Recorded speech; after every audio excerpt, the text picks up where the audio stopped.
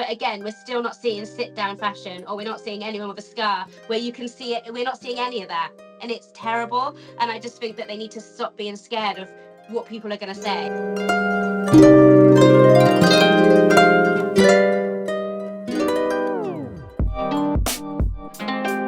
The fact that there was nobody for me when everything happened to me with my misdiagnosis, I didn't have anybody to relate to or to look up to. So I kind of became that person. 2018 was when I started to, well, it was a really dark place for me then. And then I tried to come out of that with my like acceptance of my scar and the fact that I had a stoma at the time. And when I did go to post on social media, at the point at that time, I was in a really bad relationship, horrible guy, thank you, next. But he was literally like, nothing worse than having a shit bag. If you move on, don't shit on anyone. These are his exact words. So, and then when I did post a picture in my scar, he's like, oh, it's so attention seeking. So I took it straight down. So no one really saw it, because for ages, it took me so long to get to that place. Yeah, I'd wear jogging bottoms like up to here, because my scar would start here and it goes down. Because I thought, oh, in my head, I felt like if I wore jogging bottoms here, then like a crop top, there's like a small gap, so you can see a bit of skin, so no one would know I had a scar. It was like this weird way of thinking. So because I went through all of that, I vowed that I didn't want any other person or woman to ever feel that way.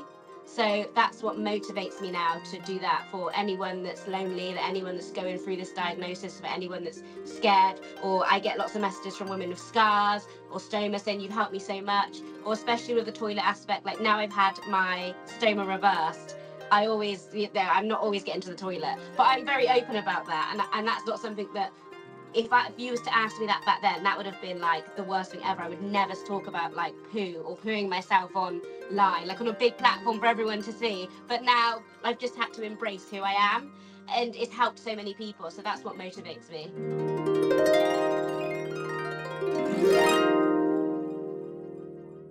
Yeah, it's changed a lot.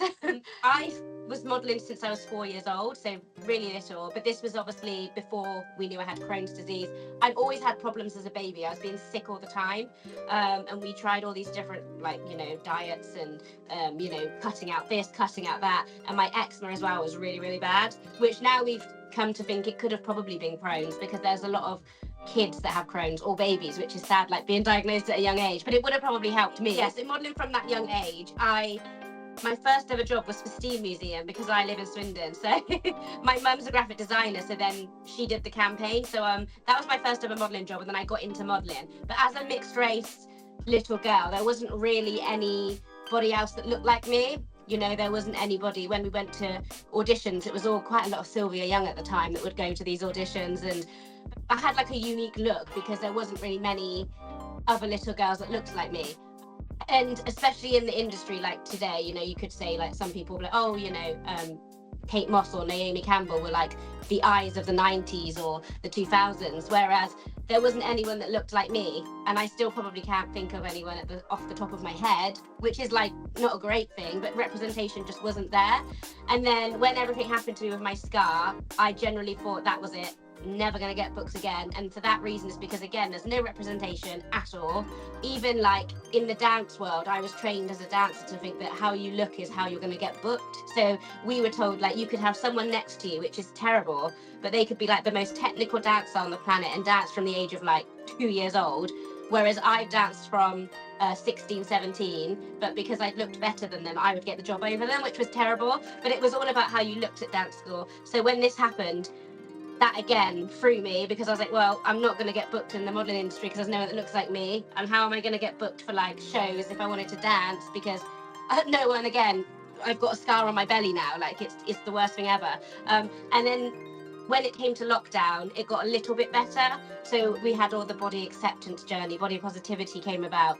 And then suddenly my work went quite well. I got quite a lot of like modelling jobs. I did like a massive campaign for PRT in Italy. But again, I was the only model they'd used with a scar. The rest of them were obviously different body shapes, but we had one curve model there and me with a scar. And I did kind of feel a bit like the token model, because also later on I did find out I got the lesser pay, which was obviously not great.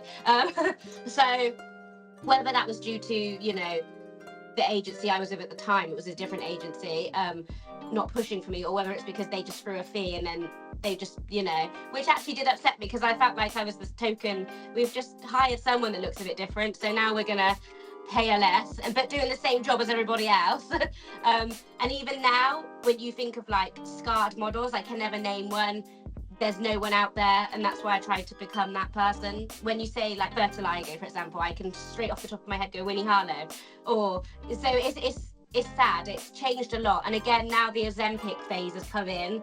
We've kind of been pushed to the side again. So like disabled models or curve models, we're not a thing anymore because Ozempic's in, so they want the skinny Kate Moss 90s looking women to come in now. So again, it's up and down, and I feel like I always say like fashion is, yes, it's a trend, but they always say like, you know, classic timeless fashion never goes out. And it's the same with bodies. It shouldn't be like, oh, I'm not in a trend now, so you're not going to get booked. Whereas, you know, and then it was when we were getting booked, all the skinny tall models were moaning that they weren't getting booked, and it's like, well, it shouldn't be like that. It should be everybody. Like everybody, you want to see, you know, yourself, you want to be represented, you want to say, oh, that's what that looks like. Especially with sit down fashion for wheelchairs, or for me with my scar. When I first had my scar, again, as I said, I was really just hated it, and I couldn't see anything online to see how it fit. Like, I'm really weird. I like really high-waisted stuff.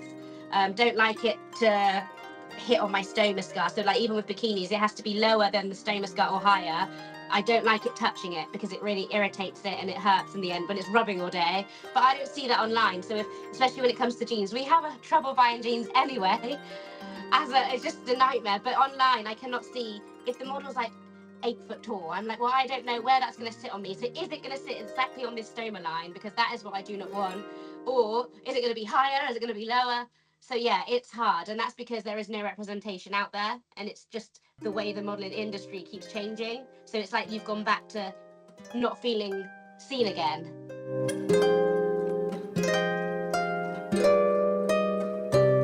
I was 18 and I went to New York with my mum for the first time for my 18th.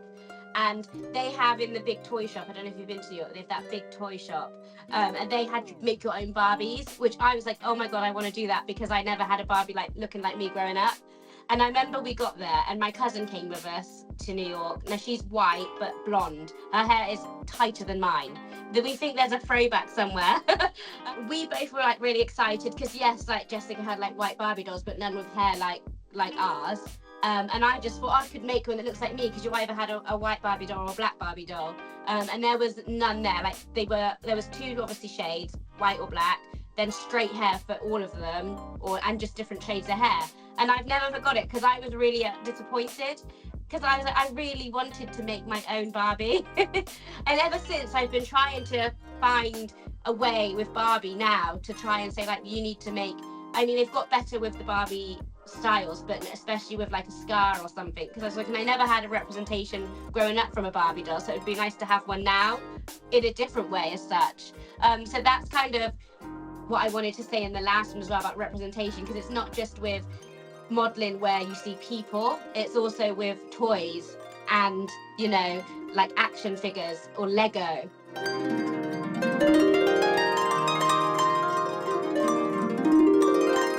I think that they shouldn't be afraid of just using us. They're scared of being like, you know, of tokenism or of being told, oh, they've only used you once. And yes, I will say that because it's the truth. Pretty Little Thing have never used again a model with a scar or in a wheelchair or any sort of disability since that campaign. So that for me then is tokenism. But I think if a brand's to do it consistently and not make a big deal out of it, then that's authentic, and that's what they shouldn't be afraid to do it. People are going to obviously have something to say. It doesn't matter what you do. You could do something wrong, you could do something good. People will always have something to say, so you can't please everybody. I think like I model for Leanne Pinnock, so from Little Mix, for her swimwear brand, but she's used me consistently and they've become like friends now because her and her friend Gabby, when they started it, Gabby's dad has a stoma bag, weirdly enough, which she didn't know, but when I messaged her to say like, you guys don't use any representation on like bikinis or stuff, she was like, I feel like that was sent to me because I was literally saying to Leanne like a few days ago, we need to start doing that. And then like I came along and like we've stayed really good friends, which is nice. But they've used me consistently, and it's not just for bikinis, they'll use me for like their tracksuits and stuff as well. And I think that that's real representation then, because they're not making a big deal out of it. They're just being consistent. And the same, like ASOS, you don't see any of that. They started to get a bit better. You're starting to see like the diabetes little, I don't know what they are, the little diabetes things. And then you're starting to see, you know, hearing aids and things like that now, which is amazing. But again, we're still not seeing sit down fashion, or we're not seeing anyone with a scar where you can see it. We're not seeing any of that. And it's terrible. And I just think that they need to stop being scared of what people are going to say or getting backlash. If you do it properly and you do it just how you would treat any other, you know, the models that you have regularly, and it isn't a thing, that's where like people will start to shop because they believe you.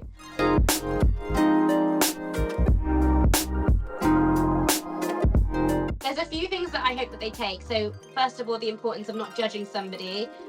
Just because they're not in a wheelchair doesn't mean they're not disabled or have a hidden disability.